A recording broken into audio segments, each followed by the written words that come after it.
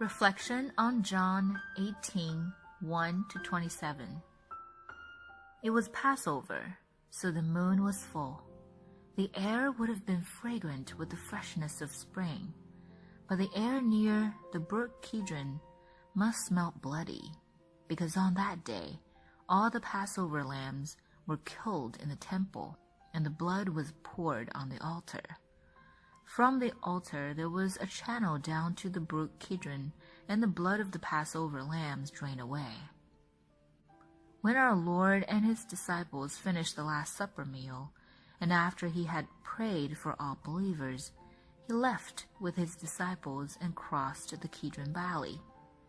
They went out of the city gate on the east side, went down the steep valley, and crossed the channel of the brook Kidron, which was still red with the blood of the sacrificial lambs. Would the thought of himself being the true Passover lamb be vivid on Jesus' mind? Having crossed the Kidron Valley, they went up the Mount of Olives. On its slopes lay an olive grove, which was called the Little Garden of Gethsemane. Only the wealthy people had their private garden on the Mount of Olives. So it must be some wealthy friend of Jesus who gave him and his disciples the right to use the garden. Jesus had often met there with his disciples for peace and quiet time. Of course, Judas, who already betrayed Jesus, knew the place well. He had often rested there, listening with other disciples to the Master's words. He knew this little garden would be the convenient spot to arrange the arrest of Jesus. So Judas came to the grove, guiding a detachment of soldiers and some officials from the chief priests and Pharisees. They were carrying torches, lanterns, and weapons. The authorities had trouble to arrest Jesus when he taught in public for fear of the people who believed in him. They were thrilled when Judas came to them to offer his infamous service of leading them to arrest Jesus. There is something astonishing about the force which came out to arrest Jesus. There was a company of Roman soldiers, together with the Jewish police force, which were the officials from the chief priests and Pharisees. A detachment could be made of 200 men. What an expedition to send out almost an army to arrest an unarmed Galilean carpenter. What a compliment to the power of Jesus. The Gospel according to John made it clear that both Jews and Gentiles were guilty of the death of Jesus, who was about to die for the life of the world. The Jews and Gentiles. They were carrying torches, lanterns, to search for the light of the world. They were carrying weapons against the Prince of Peace. The other Gospels record how Judas kissed Jesus to betray him. John does not mention Judas's kiss. John makes it clear that Judas is not the revealer, but the betrayer, and rather that Jesus will identify himself. It is not Judas's infamy that brings the success of Jesus' arrest. Rather, it is the Father's will. John also omitted Jesus' agonizing struggle in prayer and the disciples' sleepiness in Gethsemane, recorded in the other Gospel accounts. John kept the spotlight fully on Jesus, who was fully prepared for his hour to win his personal victory on the cross in his Father's will. He would win without any help from man. Salvation itself involves no man's work. It is God's own work. When Jesus was fully prepared for the work of salvation, his disciples seemed deeply sleepy and did not notice the torches flickering through the olive trees and the feet tramping on the ground as the soldiers and officials reached the garden. Unlike his disciples, Jesus was fully aware of the soldiers' approach and took the initiative. Jesus, knowing all that was going to happen to him, went out and asked them, "Who is it you want?" The soldiers and officials must have thought that they would have to search among the trees and in the hillside nooks to find Jesus with the help of full moon's bright light, plus the torches, lanterns brought by them. Far from hiding, Jesus stepped out and asked them the same question that he asked his first two disciples when the two followed him for the first time. The question demanded an answer. The soldiers and officials replied, "Jesus of Nazareth." They referred to Jesus with his most humble and human name among all his names. Jesus stood alone, without weapon, as a man from an insignificant and small town in Galilee who is also God. He responded, "I am he." He used the most exalted and divine name, "I am," to identify himself. Jesus' self-identification produced dramatic effects. The soldiers and officials drew back and fell to the ground. Judas the traitor, who was standing there with them, must have fallen back as well. People falling to ground in the presence of God are mentioned elsewhere in the Bible. Here the ones falling are his enemies, not his worshippers. This reaction is a reflection not of their hearts, but of Jesus' majesty. This falling before the Messiah shows that no superior power compelled Jesus to surrender. He could have escaped death if he had so wished. He could have walked through the soldiers and officials, gone his way with all his disciples. But he chose to help his enemies to arrest him. He allowed the soldiers to stand and asked them again, "Who is it you want?" He asked the same question that searched the souls. The soldiers seemed to have been too frightened or embarrassed to speak, but their souls were not awakened by the numinous they had just experienced. They didn't search Jesus for their soul's sake.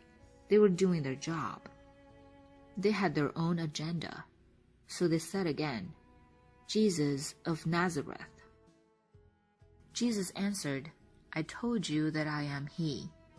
If you're looking for me, then let these men go." He issued orders to his enemies to arrest him, but not to touch his friends. His enemies' power had just been shown to be insignificant compared to the power of his words. The Word himself, who created all that exists, has spoken of his protection for those the Father has given him, and he fulfilled his words. He said, "I have not lost one of those you gave me." As the true shepherd, the Lord put himself between his own beloved sheep and danger that threatened them.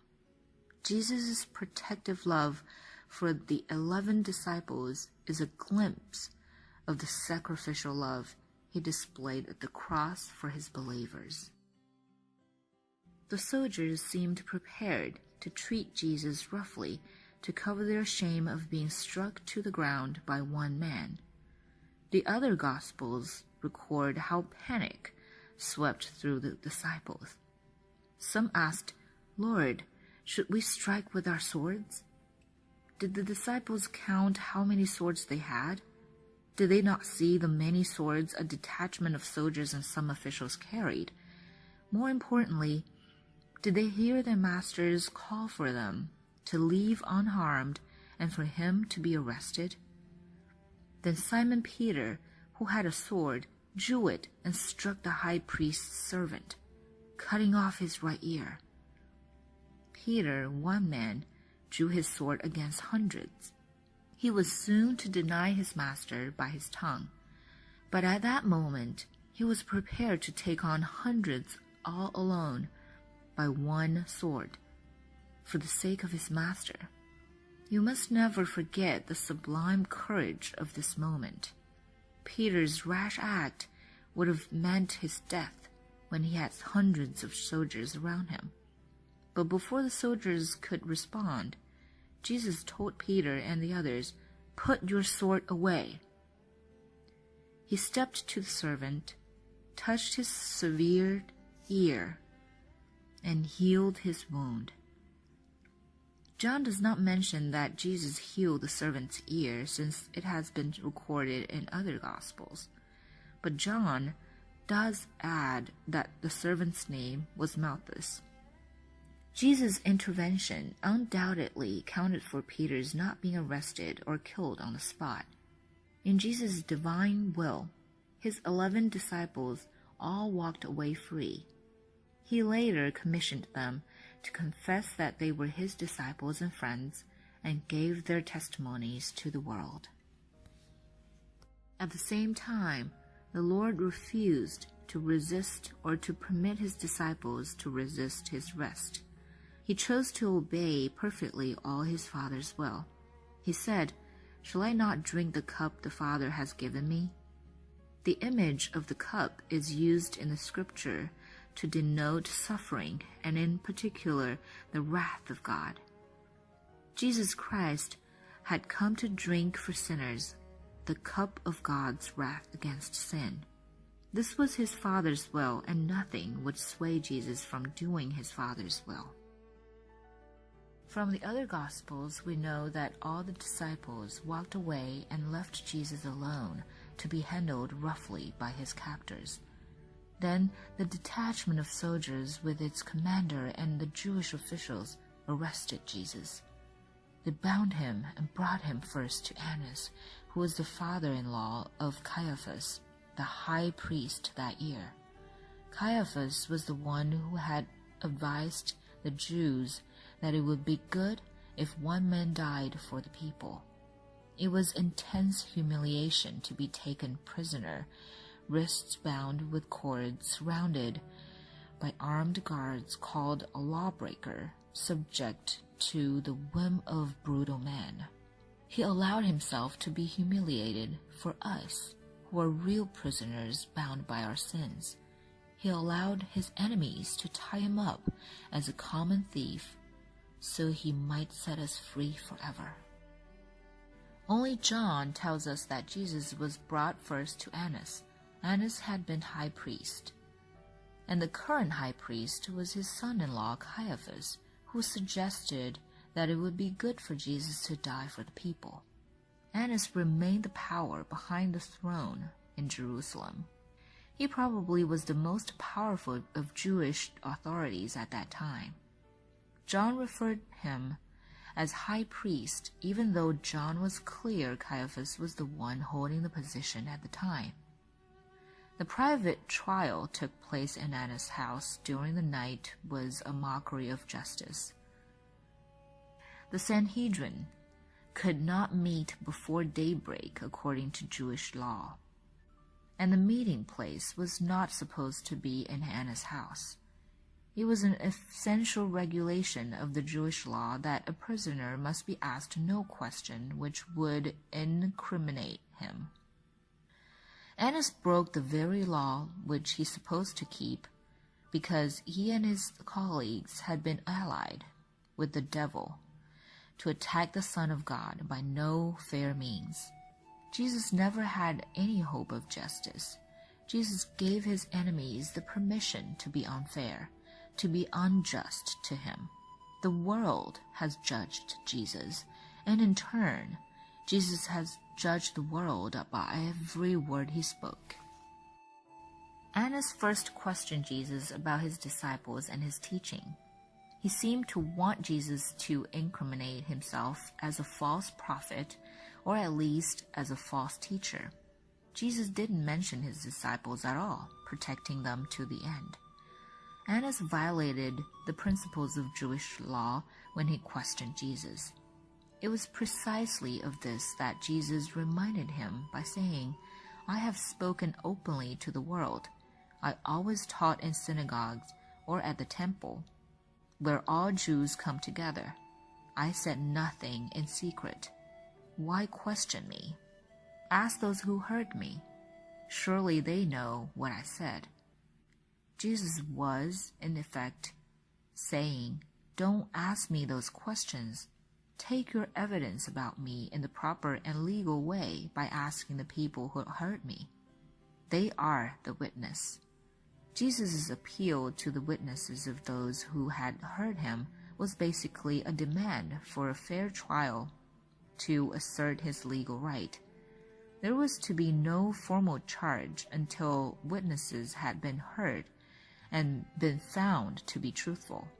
It was the high priest's duty to call forth the witnesses. He also held Annas responsible in another aspect. Jesus had spoken publicly, so Annas did know what Jesus had thought. But Annas chose not to believe, and his attitude of sincere inquiry was simply a pretense. Jesus holds people today responsible to know his words and to decide if they want to believe, since his words are not secret, but available to almost all of them.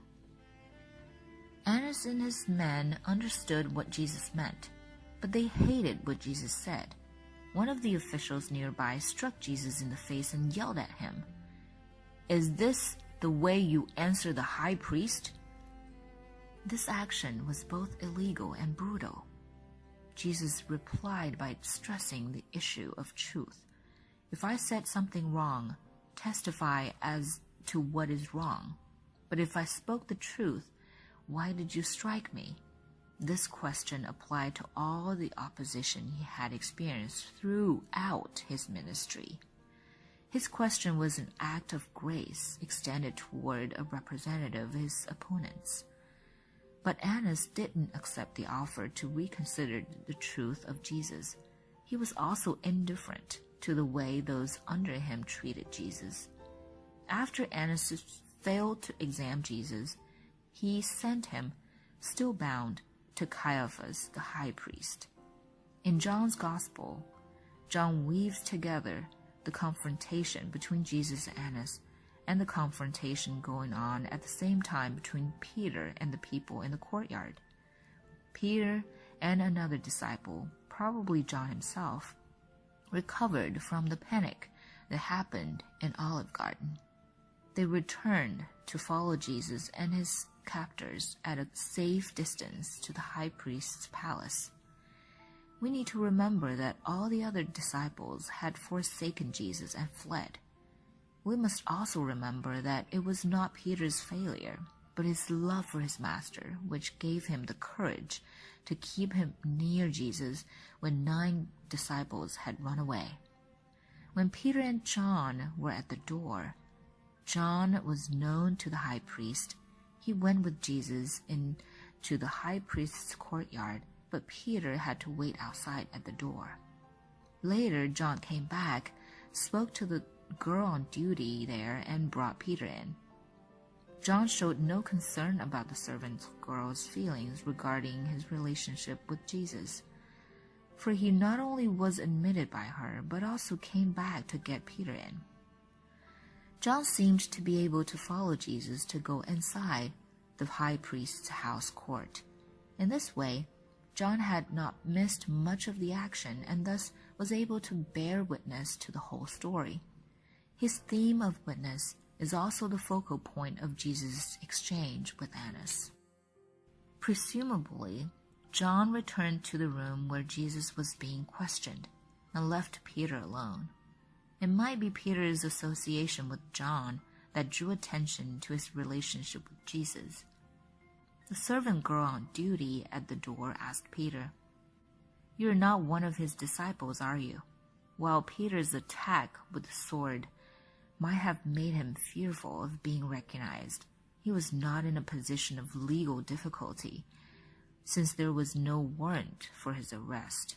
Nor was there indication that he was threatened by his servant girl because she was on very friendly terms with John, and it was very unlikely she would get Peter and John into trouble. But Peter quickly replied, "I am not," and he moved off quickly to stand with other servants and officials by a charcoal fire in the courtyard, warming himself. Could he be warming up from the chill inside his soul? He had said he would die for Jesus a few hours earlier, and then denied any association with Jesus purely out of fear of people. He had no excuse for his denial. John interposed at this point the scene of Annas interrogating Jesus. What a contrast! Only a short distance from where Peter lied to people with little power or intention to harm him, Jesus spoke truth to those who would soon call for his execution. After Peter's first denial, John's narrative switched back to what was going on inside between Annas and Jesus. Then he switched back again to Peter, who was in the courtyard. As Peter stood warming himself, he was asked, "You're not one of his disciples, are you?" Peter denied, saying, "I am not." Lie is a productive sin. Lie always produces its fruit, which are more lies to cover the first one. After Peter lied the second time, one of the high priest's servants, a relative of the man whose ear Peter had cut off, challenged him. "Didn't I see you with him in the olive grove?" It must have been a frightening moment for Peter, since someone recognized him as the one who had assaulted the high priest's servant. Peter was desperate. He lied again. John was gentle in his account of Peter's denial by simply saying, "Again, Peter denied it." However, Matthew records, Peter began to call down curses on himself, and he swore to the people around him by saying, "I don't know the man." Truly, Peter failed. He failed shamefully. But he failed in a situation which none of the other disciples even dared to face. He failed in circumstances which only a faithful lover of Jesus would have ever encountered. The story of Peter's denial will soon get about for people like ourselves to love a malicious tale, because we never loved Jesus as deeply as Peter did. We never had the opportunity to be in Peter's place. At the moment Peter denied Jesus for the third time, a rooster began to crow. Less than 12 hours had passed since Jesus had warned Peter, "Very truly I tell you, before the rooster crows, you will disown me 3 times. Suddenly, people remembered Jesus' warning. Luke records that at about this time, Jesus was led from the house of Annas to Caiaphas. Jesus turned and looked at Peter. The look of Jesus was not a look of condemnation, but a look of the one who knew Peter's deepest heart and loved him. It reminded Peter that Jesus loved and prayed for him. Satan meant Peter's denial for harm, but Jesus was in control over Peter's life. Jesus' look of love wounded Peter's heart. He went out and wept bitterly. John did not write of Peter's grief at this point, waiting instead to recount the grief Peter experienced at his restoration later in chapter 21.